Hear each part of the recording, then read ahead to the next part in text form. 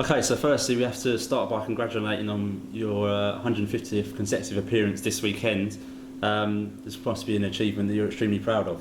Yeah, it is. Yeah, I've always liked to sort of, I keep myself proud on the fact of how many games I'm able to play. I'm quite lucky, really, quite fortunate that I managed to stay as fit as I can and managed to play as many games as I can. So yeah, it's a bit of an achievement for me to get to this milestone. He's been good. He's probably been, if I'm being honest, one of the best signings since I've been here. I don't want to give him too big a head, but he's been superb, and he's probably at this level. We're at this level because of that save, if you like. Not taking it away from the other lads, but he's been quality for us since he's been. I think it's probably there's not many keepers with a record he's had since he's been here. Is there any moment over those 150 games that you would pinpoint as perhaps the most memorable or the best moment for you personally? There's been quite a few, to be honest. Since I've come to the club, there's been quite a lot of games where I'd pick out a lot of sort of times or saves or games that we've won that would be memorable. But I'd have to say the away win at Ebbsfleet in the league, where we went there and beat them 1-0. That sort of gave us almost sort of an inner confidence to sort of push us on to go and do what we did last season. Obviously the result went in our favour on Saturday against Billericay. Are you also happy with the way the team played? Yeah, there's always room for improvement. I think for us, off the back of 3 defeats, it was important. I know it's against opposition lower, obviously, but it's important we got the result. FA Cup's all about getting results. Over the last couple of years, we've kind of played teams where it's been a bit of a struggle from divisions lower than us. And on Saturday, I always felt comfortable. If I'm honest with you, I never at any point thought we're not going to sort of win this game. Even at 0-0, I was confident enough we could get the job done. Could we have played better? Yes, we could, but I thought we looked a little bit nervous. Maybe that is from the back of 3 defeats. So the win would have done us good, and like I say, we can keep trying to improve. Yeah, it's been a tough few weeks. It's been quite, it's been a bit of a rough ride in terms of losses.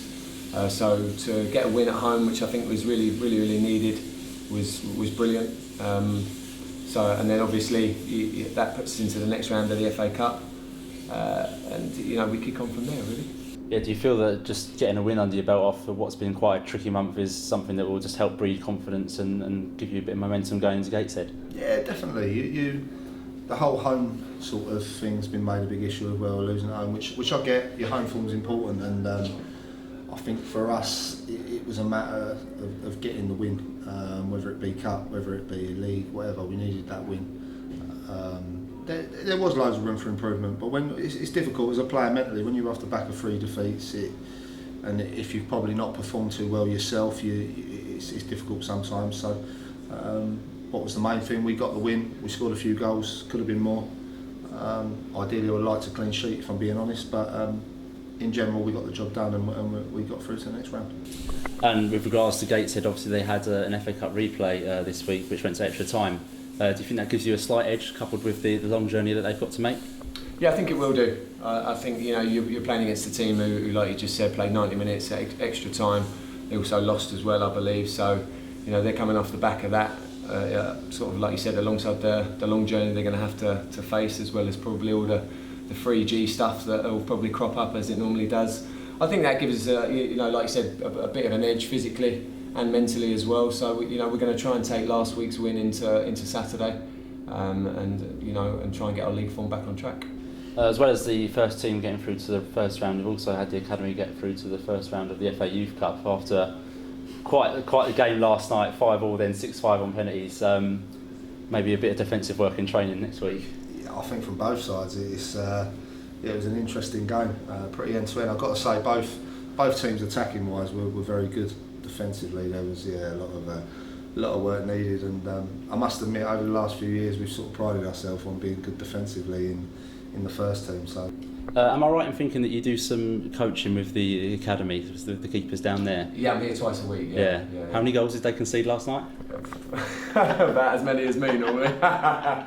No, I've got to pull them too at the moment because they're making me look bad.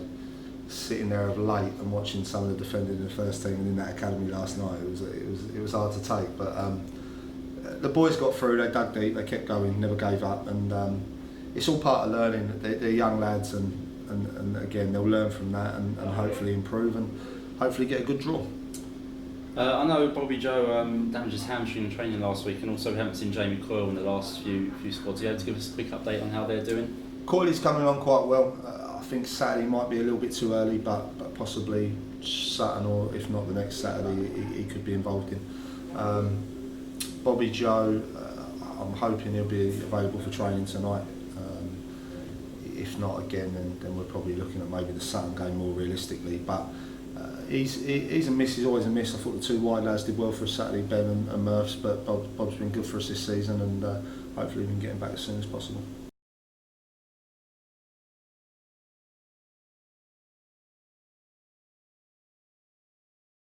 Right, Worgs.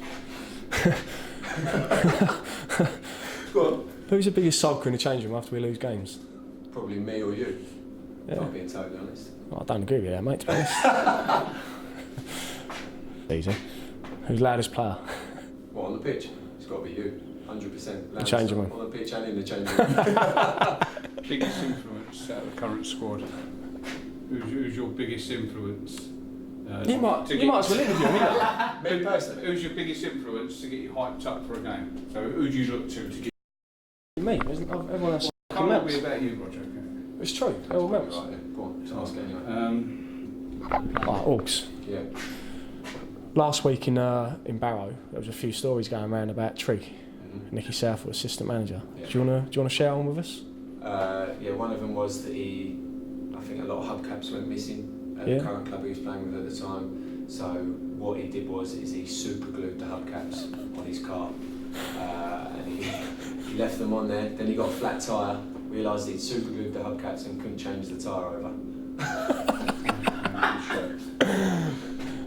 What about the iron? Do you want to share the iron story? I believe was he going on a night out, or he was going on a night out. Realised that he wasn't prepared for his evening.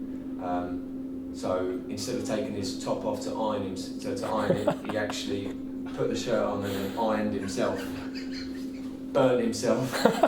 4 weeks in there. Yeah, 4 weeks. He missed the Premier League for 4 weeks. I.e. Trigger. Yeah. What else we got? Nothing on that. So Worgs, you've recently conceded quite a few goals, mate. Yeah.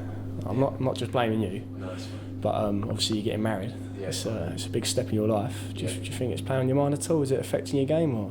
It's affecting my wallet a little bit. Yeah, so sure it is. It is affecting my game because every time we concede a goal, my clean sheet bonus goes out the window. So I'm steps behind. I don't think it's in my mind at all, but yeah, it's disappointing every time we're conceding goals. Yeah. So Lee, you've obviously got a nickname known as the Walking Man Crush. How did that come about, and how do you feel about it? Well, I feel really, really pleased about it, to know that I'm adored by a lot of males in Maidstone. It's, I don't get a lot of attention of females, so it's nice to know I get a lot of the men. I believe it came about from my performances since I've been at the club, and obviously my hair and my dashing good looks has an impression as well. To be honest, Worgs, you like a fine wine, mate. You have got better age. I have vintage, yeah, I'm vintage. A bit like myself.